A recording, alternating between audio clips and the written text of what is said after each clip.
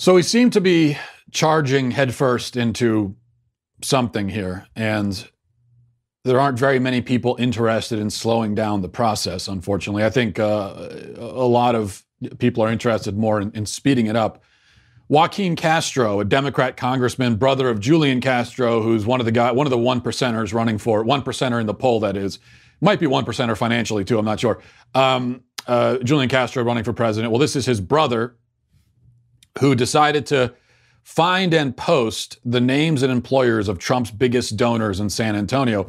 Castro represents San Antonio, so he was doing this to his own constituents. You know, you send someone to Congress to represent your interests, but instead he's doxing his own constituents. Now you can argue, as some leftists have argued, that, well, this is publicly available information, so it's not like he was rooting through their junk mail or something in there. It's publicly available. And okay, fine, it is. But what's the point of putting those names out there? What's the point of doing it? The fact that it's public, okay, that a lot of things are public, but why are you putting it out there for people? The names, the contact information, telling people, okay, here's where you can find them, here's where they work. In this environment, what's the point of doing that? With violence on both sides becoming more and more common, what could possibly be the point other than to stoke violence against Trump's donors? I mean, look what happened to Mitch McConnell. He injured himself. He broke his shoulder, I think. And while he was recovering at his house, far-left activists showed up at his house in the middle of the night to protest, quote-unquote, protest him. One of them it says on camera that she hopes someone will come, and here's a quote from her, just stab the mother effer in the heart. And of course, Democrats, they've done nothing to discourage this. In fact, I think it was Barbara Boxer who made a funny, witty little quip about how Mitch McConnell must have broke his shoulder tripping over a copy of the Constitution that he left laying around, and something like that. Now, it goes without saying, that if Donald Trump had made a joke like that about an injured Democrat, just imagine that Alexandria Ocasio-Cortez broke her shoulder in some sort of accident, and then Donald Trump on Twitter made a joke about it. Not just a joke, but a taunting joke. That's a 5-day news cycle easily. But of course, with Republicans, it's just, hey, it's just the way it goes, I suppose. Same thing with Rand Paul. You know, he was assaulted by his neighbor a couple of years ago. He announced over the weekend that he had to have part of his lung removed from the injuries he sustained in that assault.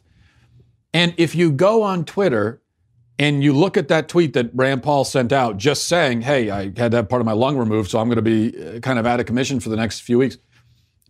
Almost every comment, thousands of comments in a row, taunting him for it. Ilhan Omar retweeted a tweet. Now, this was before we knew he was removing part of his lung, but last week she retweeted a tweet mocking Rand Paul for being assaulted. This is where we are now. A lot of what we're seeing now, a lot of the rhetoric being used, would have been unthinkable 5 years ago. Even just 5 years, forget about 10 or 20 years, just 5 years ago, this would have been unthinkable. And now it's all part and parcel. And here's what makes it even worse in my view. As some, prominent voices on the left and on the right seem to encourage violence, encourage more chaos, they aren't doing it really because they specifically want violence. And I'm not making an excuse for them, okay? It's actually worse than that. To intentionally foment violence because you want violence, to try to whip up a mob against someone just simply because you hate them, that's bad enough. I mean, that's bad. That's really bad. I think this is even worse. This goes back to what I've been talking about over the past few days. This just disregard for human life. It's not even hatred. It's actually lower than hatred. Hatred is better. It's bad, but it's better than what we're seeing in our culture now, which is people who have disregard for each other. It just doesn't matter. And those who are throwing red meat into this mob, they're doing it just to get in the headlines, to get attention. They're doing it because it's politically expedient. They're doing it to please their base. And that to me is even worse than doing it simply because you hate someone and you're angry at them. As bad as that is, this somehow to me seems even worse. Our country is teetering on the edge of something potentially cataclysmic, I believe. And these people are making a game out of it. Making a game out of it. It's sickening. And the thing is, in this environment, here's what happens. If you try to cut a course through all of this, if you try to be consistent in your assessments of things, if you're not interested in the basic throwing red meat thing, if you try to maintain a certain standard that you apply consistently so that you don't end up as a member of a mindless mob or as one of the people whipping up a mindless mob. If you say, I don't want to do that. I don't want to be in the mob. I don't want to be leading the mob. I don't want anything to do with that. Well, if you do that, you're going to be attacked by the sociopaths and whack jobs on both sides. Then what's going to end up happening is that you end up getting both mobs coming at you, which is why most people end up retreating into one of the mobs, because they figure, well, then at least I have some cover from one of the mobs, even if I'm in another one. If you try anything, the only thing you're allowed to do now in this environment is throw red meat. That's all you're allowed to do. Anything more nuanced than that will leave you stranded. It will leave you alienated. And that's been my experience, especially this week. And my experience is typical. There's nothing unique about my experience at all, just to be clear. And there are a lot of people who get the backlash a whole hell of a lot worse than I do. But I thought I could just use myself as an example, because talk about what you know, I guess. Because I think it's instructive, or at least indicative. So over this past week, and before this week, but especially this past week, in the wake of the two shootings, and if you've watched the show, if you've read my pieces, you know that I've made a number of points, not all of them directly connected, but I think there are a lot of different issues at play here with what leads to the shootings and what we should do in response to them. There are a lot of takeaways that one could, take away from all of this. One of the points that I made in response to the El Paso shooting, and I was saying this on Twitter and after the shooting, and this is not revolutionary, but given that this was a white supremacist who committed a mass shooting, one of the worst mass shootings in American history, targeting Hispanics, I said that white supremacism is stupid, evil, and dangerous. And obviously, and there does exist a certain collection, a certain group of white supremacist extremists in this country and outside of this country. And members of that group have perpetrated in the last few months 3 of the worst mass shootings in history. Christchurch, Pittsburgh, and El Paso. That's not even within a year. That's within 6-8 months or something. We've had 3 of them with people with identical ideologies, basically. These are white supremacists driven by that ideology to commit mass murder. 3 in only a few months. That's a fact. And it's a problem. It's not something we can just overlook. We can't pretend it isn't happening because we're afraid that if we acknowledge it, the left might somehow use it against us. That's cowardly. I mean, that's not just cowardly. That's several light years beyond mere cowardice. To be shy about denouncing white supremacy and to deny the fact that white supremacists have murdered mass amounts of people over the last few months, to be reluctant about bringing that point up, that just makes you a gutless little snake. Coward doesn't even come close to describing it.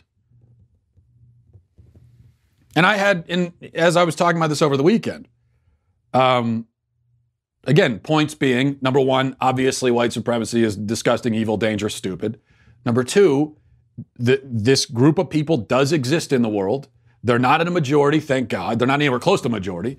They're in a small minority. They are fringe, but they're there. and they're dangerous. I mean, how many mass shootings do we need? Is 3 not enough for us to say, well, there's definitely a problem here that we need to look at and talk about? I mean, do we need 5, 10? I mean, how many? Is 3 not enough for us to say, yes? But as I was talking about this, there were numerous conservatives on Twitter who told me, oh, you're just sucking up to the left saying this. Look at you sucking up. What? You think that's what sucking up to the left by pointing out that we've got this group of people murdering people and that's a bad thing? That's sucking up to the left? No, that's just being a normal person. That's acknowledging a very real problem. That's just being a human being. That's all that is. But at the head of the gutless snakes, speaking of gutless snakes, enter Nicholas J. Fuentes. Nick Fuentes is a white supremacist, an actual white supremacist, with somehow a following online, which proves that, these people exist. They're fringe, they're a minority for sure. They are not at all representative of conservatives. I don't even think they are conservatives. And they would also tell you they're not conservatives. But they're there. They're certainly there. Fuentes is he's one of those guys who went to that Nazi tiki torch rally, the one where a woman was murdered by a neo-Nazi. He's one of those guys that went to that thing, and that's basically where he stands. Well, Fuentes here is now. I'll show you in case you're not familiar with him. Here's what Fuentes looks like. Here's Fuentes. I can only show you a still image because he deleted the video that I'm about to address. Or at least he deleted the part of the video that I'm going to address. So unfortunately, I can't play it for you because he deleted it like a coward. But on his little white supremacist talk show on YouTube, he launched into a temper tantrum because I said that white supremacy is bad. Because I said, on Saturday, I said, I already told you what I said. And I said that this white supremacist should be executed. So should the one in Dayton. I've discussed numerous times over the last few months my evolution on the death penalty. And yeah, if you're a mass murderer, you should be executed. Fuentes didn't like that. So he had a temper tantrum, reduced nearly to tears. Again, because he's a gutless punk, he deleted this tantrum. He took it out of his show. But here's what he said. He said, Matt Walsh, Shabbos Goy race trader. That's anti-Semitic, if you're not familiar with the link. Anti-Semitic lingo there. Matt Walsh, Goy race trader. That's what and you have to imagine that I'm foaming at the mouth and nearly tearing up as I'm saying this, because this is Fuentes screaming it like a lunatic. So Matt Walsh, Shabbos Goy race trader. That's what it is, folks. I know some people don't like us to use that expression, but it's totally true. Throwing his own people under the bus. He hates white people. Nobody else talks like that about their own people except for white people, and it's gross. Yeah, okay, keep typing on twitter.com and then keep typing on twitter.com. Then he called me a gay slur starting with F twice. And then another word starting with P. And then he says again, race traitor, you work for Jews. Okay. So I work for Jews, I'm a race traitor. He says that a couple times. Gay slurs, blah, blah, blah. I hate white people. And this all because I said that white supremacism is a problem. It's bad when white supremacists kill people. And anyone who kills 20 people should be executed. Now, we're just going to skip past the fact that a guy named Fuentes is a white nationalist. We'll skip past that part. The idea that I hate white people or that I'm attacking my own. No, here's the thing, Nick. I'm not attacking my own people. These aren't my people. If you're claiming the El Paso guy is your people, then go ahead and do that. He's not my people. He's not my people just because of the color of his skin. That's not the way it works for me. Maybe the way it works for you, but not for me. The idea that I hate white people because I specifically denounce racists who walk into Walmart and mosques and synagogues and slaughter women and children, the idea that I hate white people for being opposed to that, it's so delusional, so insane, so utterly psychotic that I feel like I'm wasting my time responding to it. But I suppose I am. But I also don't think we can ignore this. Because there are people out there who this is how they see the world. And these people are dangerous. I'll just say this, and unlike Nick the Brave, Fuentes, the freedom fighter, I'm not going to delete this or take it down. It's going to stay on YouTube. And so anyone can see it. Let me say this to Fuentes. You are a spoiled brat. You are a spoiled, stupid brat who became a neo-Nazi troll for attention. Okay? You got into college and realized that you could spit these neo-Nazi talking points and it would get you attention, and that's why you're doing it. And I know that you know that about yourself. You and I both know that. See, man to man, looking each other in the eyes through cameras. You know that about yourself. You know you don't believe half of the crap you say. I'm a race traitor because I said that a white guy who kills people should be executed. You don't believe that. Because in order to believe that, you would have to be a psycho. You would have to be literally psychotic, which I don't think you are. I'm not going to give you that excuse. I think you know better. But the ideology that you promote, that you advocate, is the exact ideology of 3 mass shooters who have killed dozens of people. Now, it's true that people on the left, they're gonna try to take these mass shooters and compare all conservatives to them and say that they share an ideology with all of us. They don't. They don't share an ideology with me. They share it with you. These are the kinds of people who would call other whites race traitors. That kind of thing. Who are worried about the Jews. Who are prone to accuse someone of working for the Jews. No, that's your crew. It's not mine. The El Paso Shooters Manifesto is indistinguishable from your ramblings. I can't tell the difference. It sounds exactly the same to me. Now here's the thing, little Nicky. One of these days, because you're a young guy. What are you, 17, 18? I don't know. I mean, 15. I don't know. With the mustache, it looks like it's your first mustache. It's looking good. I'm not going to hate on the mustache. And it's a cute little. It's your first attempt. I get it. But one of these days, Nick, you're going to grow up and become a man, which you aren't right now. One of these days, you're going to grow up and become a man.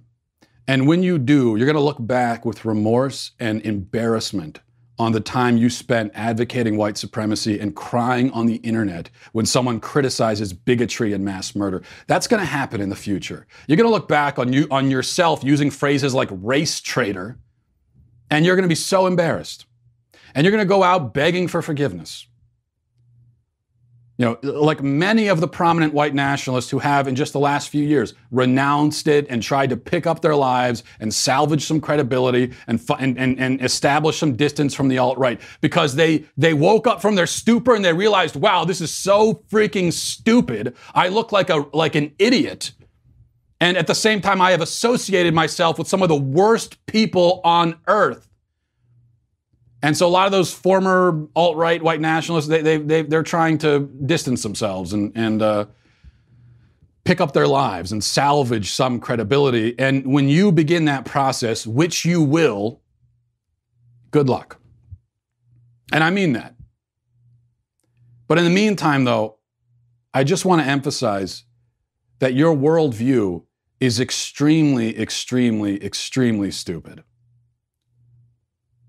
And you have aligned yourself with the worst people on earth. Race traitor? What the hell is a race traitor? My ancestors were Irish, okay? Yours were, your name is Fuentes, okay? And I don't see how I betray you by thinking for myself. The fact that we have similar skin pigmentations does not automatically put us on some kind of team together. And by the way, if your ancestors had the same ideas about racial purity that you do, you wouldn't exist. So maybe cool it with the race traitor stuff, big guy. Maybe cool it with that.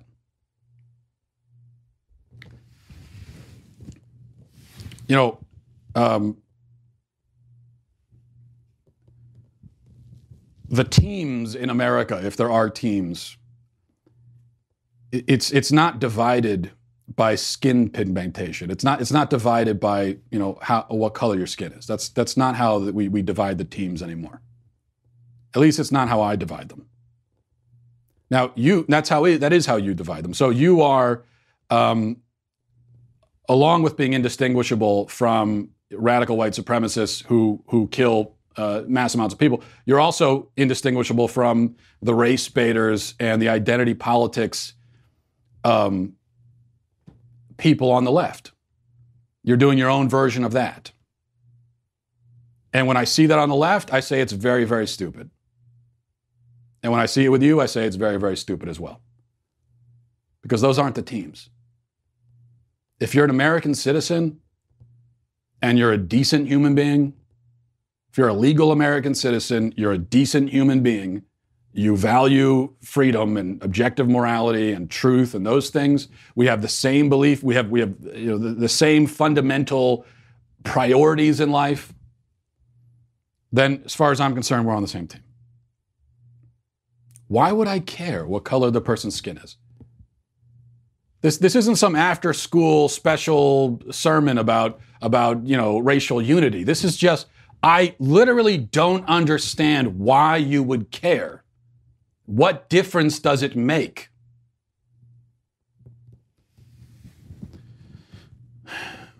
All right.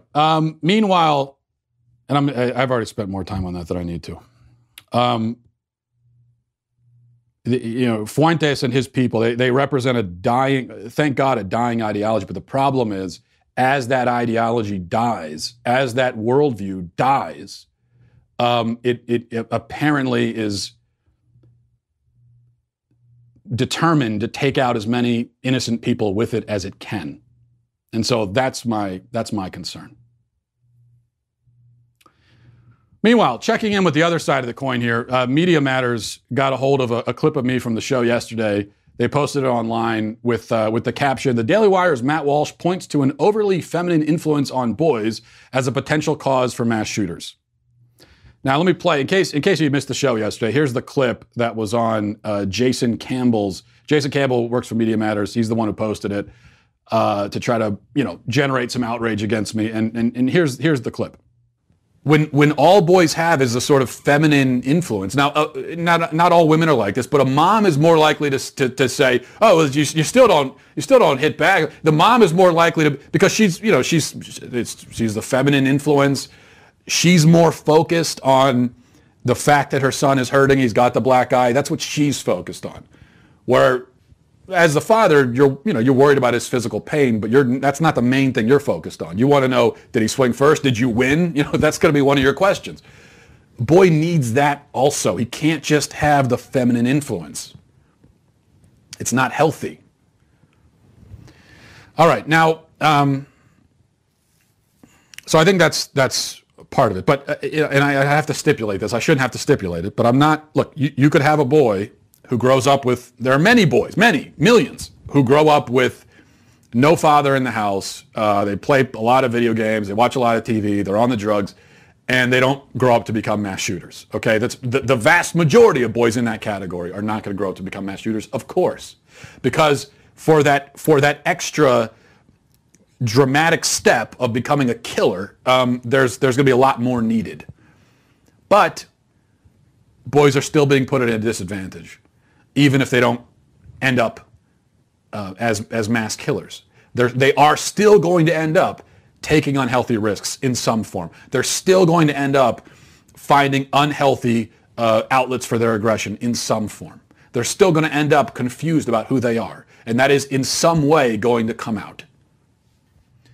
Now, I've gotten a lot of backlash for this, of course, so it's been coming from both sides, is what I'm saying. White supremacists on one, leftists on the other. I'm a race traitor and a secret liberal on one hand, but I'm also a sexist, far-right extremist on the other.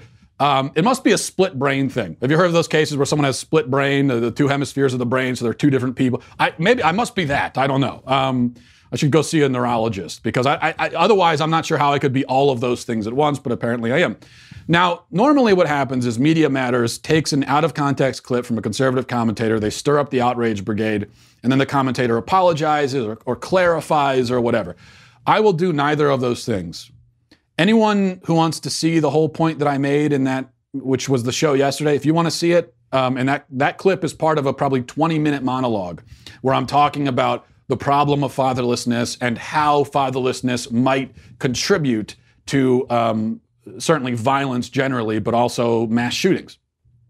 If you want to see the whole point I'm making, which is a longer point than that 1.5 minute clip would indicate, you can go to YouTube and look at it. You can see it on iTunes or SoundCloud or whatever. For now, though, I'm comfortable letting it stand. And I do, in fact, believe that the feminization of boys is part of the problem. Not the whole problem, not even the main problem, but it is a problem, and it's part of the larger problem we've been talking about this week. I'm crazy enough to think that, we should raise our boys to embrace their masculinity, to embrace themselves, to grow into that identity. Rather than the other idea is having them choose their own identity randomly when they're 3 years old. Rather than that, because we know what their basic identity is, right? We know that, okay, this is a boy. We have an understanding of that. They don't, as very young children. And so our job is to help them embrace and grow into that and figure out what that means. In the extreme cases, when you have a boy who's going around saying he's a girl, what he's really expressing is that he doesn't understand who he is. He's expressing confusion. And so our job must be to cut through that confusion and to lend some clarity to the situation. So yeah, that's what I believe. I'm not going to apologize for that. And I think this is one of those things that most normal people intuitively see as true. The fact that, it's better to have a dad in the picture. The fact that we are feminizing our boys to a large extent, sometimes literally, sometimes in the most literal sense, we're literally trying to turn them into girls sometimes. I think that's just obvious to a lot of people. And intuitively, most people can see that it's a problem. But on the left, they are often scandalized by these self-evident, intuitive truths. All right, let's take it down a notch before we get to emails. I wanted to mention one other thing because I thought it was funny. So it's been so much heavy stuff this week. But Time Magazine has an article with, this is the headline in Time. I haven't read the article, I admit. And I'm the first to complain about judging articles based on the headline, but I think here you can safely do that. The headline is, "We counted every line in every Quentin Tarantino film to see how often women talk." That's the headline. And in the article, I assume they give us the results. We're going to count. Apparently they watched every Quentin Tarantino movie with a notepad and paper and a pen and just tabulated the cumulative amount of minutes that women characters spent talking in every Quentin Tarantino movie. And he's had 9 movies now? And his movies are long too. It's probably almost like 30 hours of movies they watched. So they could tabulate. I don't know what the results are. Like I said, I didn't read the article. I don't think it really matters. Maybe it could be fun to watch a bunch of movies and arbitrarily quantify certain things.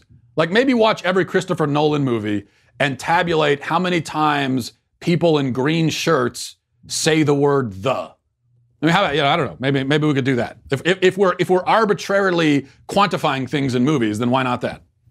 But this, of course, is part of why did they do this? Well, they did it because feminism has run out of things to do, and they had a lot of time on their hands. That's the first reason. But ostensibly, they were, trying to. This is all part of this whole idea that women are, not represented as much in movies and that they're not given a chance to talk. This stretches beyond Quentin Tarantino and beyond movies generally. This is something you hear from feminists a lot, that women are reluctant to talk. They're always being interrupted by men. And feminists paint women as generally these sort of wilting wallflowers who hang out in the corner and are meek and mild and afraid to chime in and say anything, whether in the real world or in movies. And this, again, just reveals that feminists are living in a universe that, I don't know what universe they're living in. It's not this one. Because I'm pretty sure I'm in this universe, and I don't recognize... This is maybe the weirdest invention of modern feminists is this concept that women don't talk enough and are afraid to talk and are constantly being, talked over by men. That, of all the problems in the world, I'm pretty sure that's not on the list. I think women generally do, and this is not a criticism, okay? Women do a fair amount of talking. And in movies and in real life, they do a fair amount of it. I'm pretty sure that if we were to tabulate all of the time that women in this country, let's say in a given day, let's take all of the talking that is done in real life, on TV, anywhere in this country in a given day. I don't know this because I haven't counted it, but I'm pretty sure that we would find that probably like 80% of the talking or more is done by women. It's at least equal, but it's probably a lot.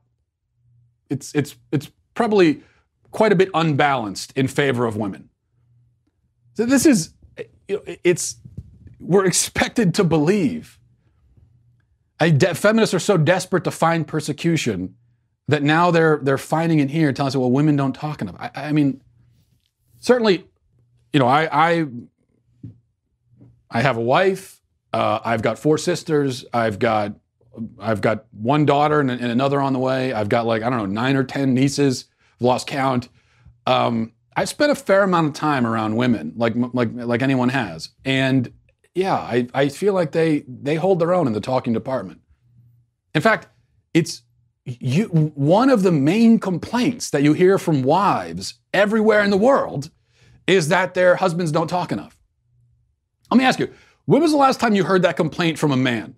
When was the last time you heard a man complain that the women in his life don't do enough talking? That his wife, when was the last time a man said to his wife, we don't talk enough. We need to talk more. Why don't you talk? In the whole history of human civilization, has any man ever uttered those words? Maybe a couple, but I have to think it's a rarity. So this, I just, look, if women are being oppressed in this country, personally, I don't see it. But if they are being oppressed, it's not here. It's not in the talking disparity because that's in their favor. So we're good there. We really are. All right, let's go to emails. MattWalshShow@gmail.com, MattWalshShow@gmail.com. Let's see. A bunch of emails chiming in on the video game discussion from yesterday. I'll read a couple. And this is from Joseph. Says, Matt, I very much enjoy your podcast, so even with the email being critical, please keep that in mind. Doesn't matter, Joseph. If you're criticizing me, it will hurt my feelings. So it doesn't matter. You can try to stipulate it all you want. It's not going to save my feelings. How dare you? He says, let's be extremely generous to you here and assume that video games cause 100% of mass shootings outside of Muslim extremism. All the rest of them, it's the one and only cause. Tally up the number, and there's been a couple hundred deaths because of it. Sure, any death is too much, I suppose, but let's compare to alcohol. Well, I'll continue reading, but you say, let's be generous to me and assume that video games cause 100% of mass shootings. I never said, my whole point, I never said that video games cause any percent of mass shootings. I think if we're talking about direct causes, video games cause 0% of them. So you say, be generous to me by assuming, that makes it sound like you're saying that I was arguing that video games cause a certain percentage of mass shootings. I wasn't saying that. In fact, I tried to be clear about that by stipulating it over and over again, that video games do not cause mass shootings. I think that, like any form of media, they are an influence. They influence people. And so if somebody spends hours a day, years of their life playing video games, and then they turn into a mass shooter, and we're looking at all of the different influences that may have contributed to it, that's probably going to be one of them. But as I said, it's not even because of the violence in the games. It's because of the isolation. It's because it breeds isolation and addiction. That's the danger of it, which is also the danger of TV and internet and any form of media. Okay. So he says, let's compare to alcohol. Alcohol is a substance you drink. It's a substance that you believe the legal drinking age should be lowered. Unlike video games, there's actual conclusive research confirming the damages it causes. It stunts brain development in youth. It is the cause of about half the fatalities on the road. Latest research shows alcohol causing about 88,000 deaths a year. On top of that, my father worked in law enforcement at a county jail for 33 years. Do you know what type of people were committing crimes? Abusing their spouse and kids? Let me give you a hint. It wasn't gamers. It was people under the influence of alcohol. Alcohol causes broken homes, not video games. On top of that, I'm sure you know the substance is used as a social lubricant, almost always accompanied by people having premarital sex. By its very nature, alcohol lowers your inhibitions and judgment. So you have one substance that you like, that you will defend to the core, which has proven to cause children out of wedlock, addiction, stunted brain development, lower inhibition, fatal car accidents, broken homes, poor physical health, thousands of deaths per year. Yet on the other hand, you have video games, which have no conclusive evidence whatsoever to be an influencing factor in some mass murders. And this is what you rail against continually. Why is it that you rail against video games and not alcohol when one is clearly a more destructive force in the world than the other? I don't know, but I can only assume it's because you personally like alcohol. You personally do not like video games. With the extensive data available on the destructive nature of alcohol, if you were so inclined, you could write a piece 100 times more convincing of its toxic nature than you can of video games, but you're not so inclined, so you don't. I don't want this email to be mistaken for me being upset or mad at you like a lot of people are. I hardly play games. I realize people aren't perfectly consistent with all their stances and actions. I would just be interested to know how you rationalize such a harsh stance against video games while defending and almost promoting the use of a substance proven much more destructive. Okay. All right. There's a lot here. So I feel like I have to go through this one by one.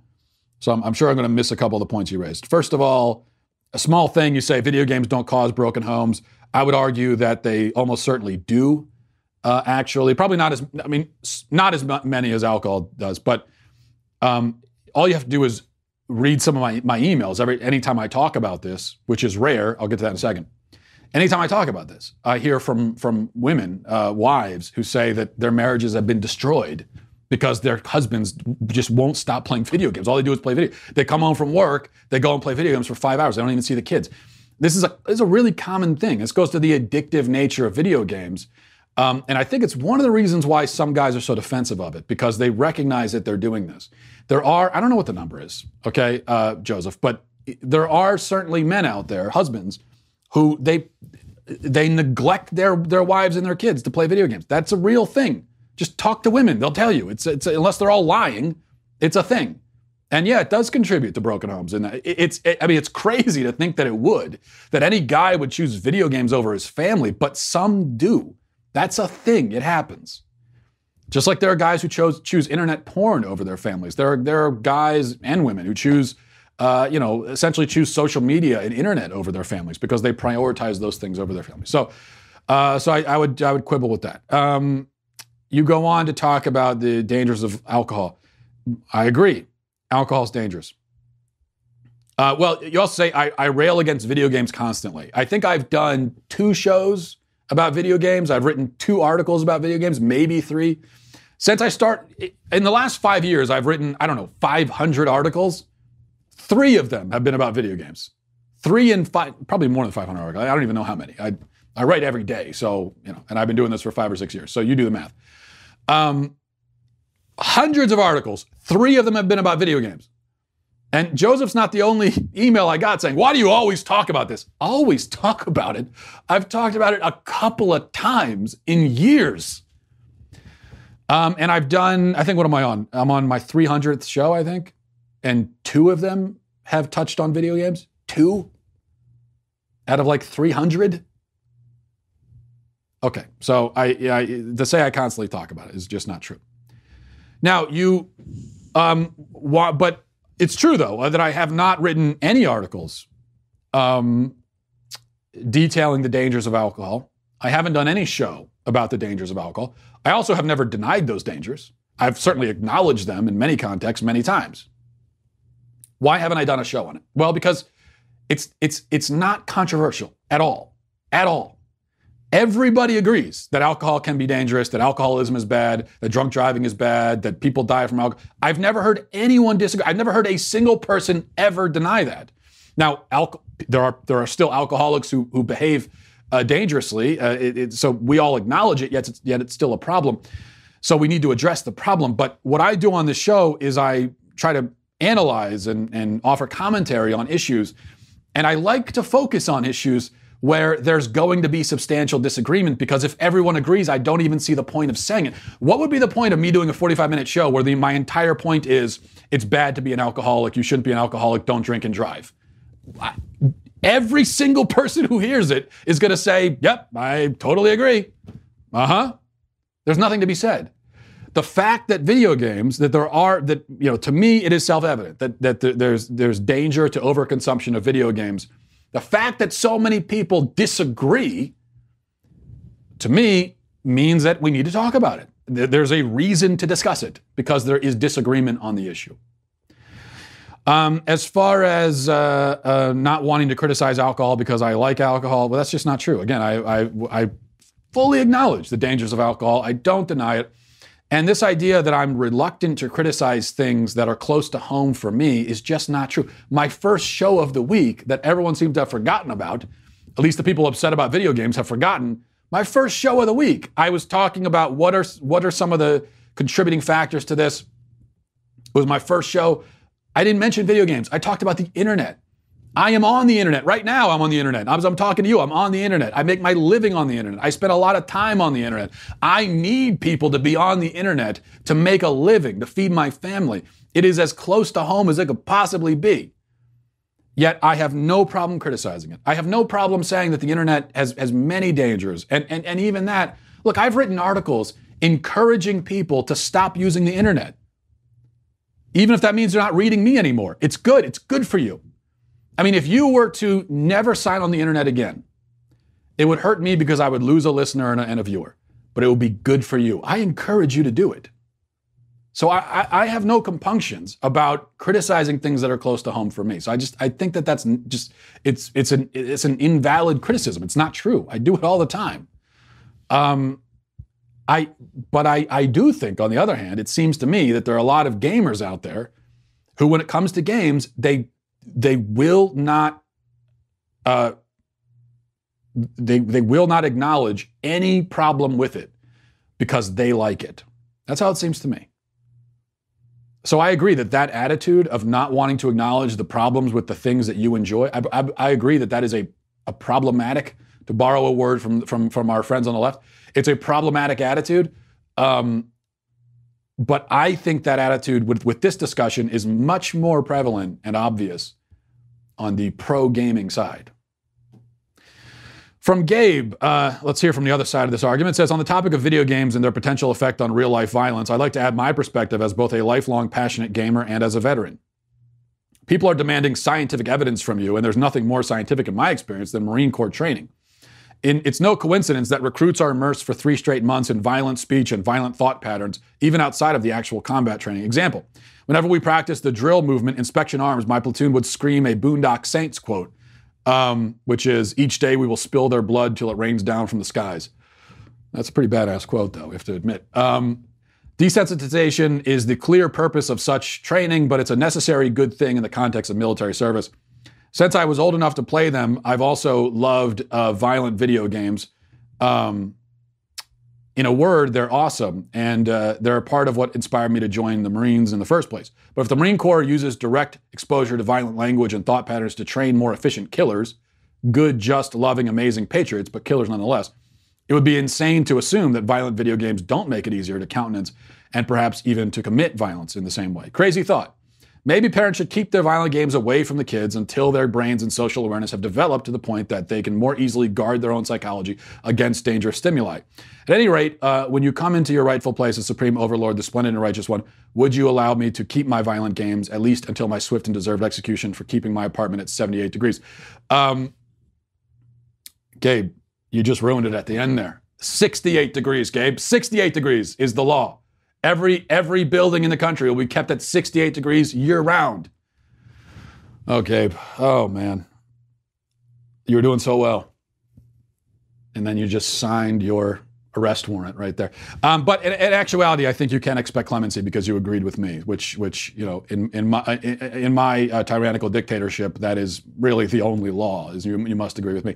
But So, yeah, I think the point Gabe makes, now, see, I know you're going to say this is because I'm biased, and I am, and maybe it is because I'm biased, but to me, this perspective from Gabe is more credible and more valuable because he is going against, in a way, his own interests. So he loves playing games, yet he's offering a criticism of games. So you can't dismiss it as, well, he's just trying to justify what he does. He's doing the opposite. So to me, that's always interesting when people are willing to do that. But when all you're doing is closing your ears and defending a thing you like to do without even engaging with the with the opposing arguments, it's not credible. It's not, and I'm not saying that's what Joseph was doing, but there are people who have been doing that. And to me, it's just not credible. This is interesting, though, that Gabe would make these points. And I think to me, it's just obvious. Like I gave you the studies. I said we could play dueling studies, and there are studies on both sides of this. I also pointed out from the methodology that there are only a few ways methodologically to do these studies. And I think no matter how you do them, the conclusions aren't going to be very useful because it's going to rely most of the time on self-reported data from people who are obviously biased. So we could do studies on both sides. But as I said, I think it's a pointless exercise. Instead, we could just use common sense. I mean, obviously, as Gabe points out, if a kid is wallowing in this kind of content for years and years, clearly it's going to desensitize him. It's the same thing with pornography.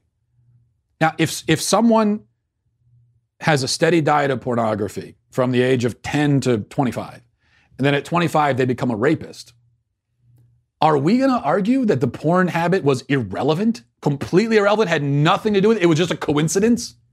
Come on. I mean, obviously it's not irrelevant. But of course, we're also not going to argue that the porn caused the rape, because there are millions of porn viewers out there who never rape anybody. And we all know that. However, probably it's not irrelevant. That's all. It probably was an influencing factor among many others that led eventually to this.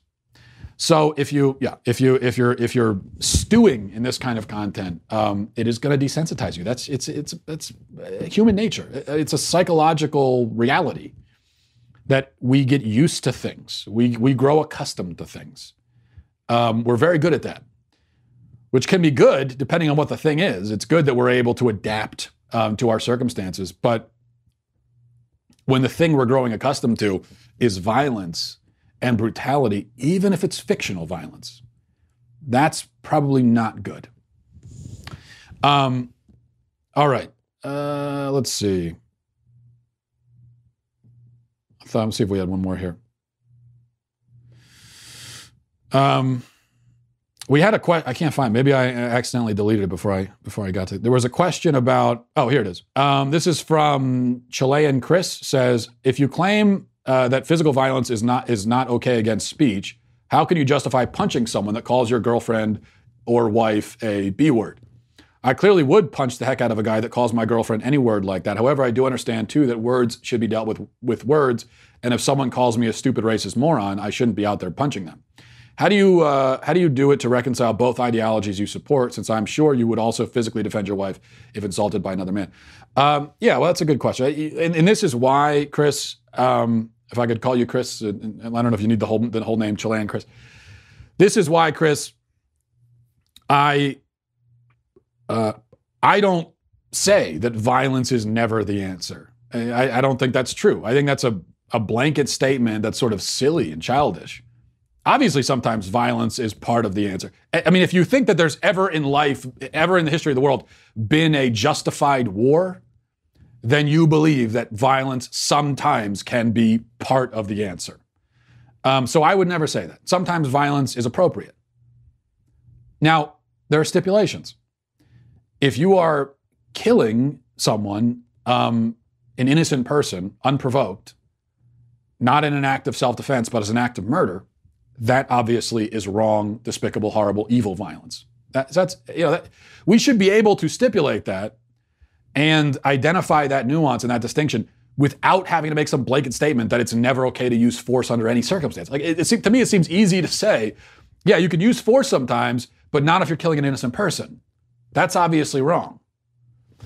And even, most of the time, if someone insults you, if you hear an insult, it would be inappropriate to respond physically. But I'm not going to sit here and say that it's never appropriate to respond physically to words. I don't think that's true. And I think that if you're out with your wife and someone runs up and verbally harasses her, sexually harasses her, I think that you'd be perfectly justified punching that person in the face. Now, this is where prudence comes in, because you might say to yourself, depending on the situation, well, if I do this, I'm going to go to jail. And so that's not a smart choice. Sometimes you exercise prudence, you have to measure it and everything. But in principle, I think for a man to respond with force to words can sometimes be appropriate given the situation. Jesus says, turn the other cheek. I think it's very important to note that Jesus says, turn the other cheek when someone slaps you. He's saying when someone slaps you, turn the other cheek. He never says, if someone slaps your wife or your mother or your child, turn the other cheek. Okay, because then it's not your cheek. Then turning the other cheek is just, there's another word for that, it's looking the other way while your family member is being harassed or assaulted. Jesus didn't advocate that. He didn't say that. I think it's an important distinction, crucial distinction. Turn the other cheek when you are the one being insulted. When your family's being insulted, when your wife, your mother, your children, no, I don't think you do turn the other. You certainly don't. You certainly respond in some way, even if not physically. So if someone runs up to you and calls you a bad name and you just ignore them or turn the other cheek, that could be a sign of strength.